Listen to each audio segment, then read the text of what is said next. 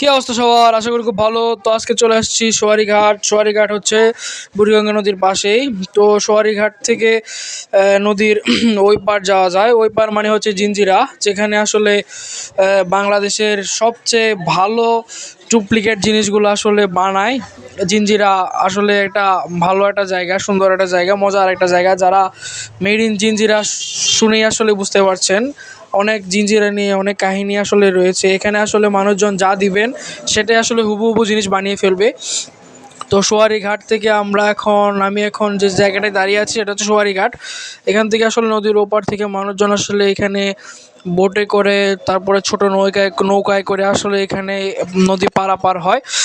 ওই পাশে হচ্ছে বুড়িগঙ্গা নদীর ব্রিজ, যেটাকে আসলে বাবুর বাজার ব্রিজ হিসেবে সবাই চেনে। তো বাবুর বাজার ব্রিজ দিয়ে পার হতে গেলে অনেক সময় এবং অনেক টাকা পয়সাও লাগে। টাকা পয়সা বাঁচানোর জন্য এবং সময় বাঁচানোর জন্য মানুষজন আসলে নৌকা এবং বোট ব্যবহার করে থাকে। তো আমার পেছনে দেখতে পাচ্ছেন যে সারি সারি নৌকা বাঁধা আছে। সেই সারি সারি নৌকাগুলো দিয়ে আসলে তারা আসলে পার হয়।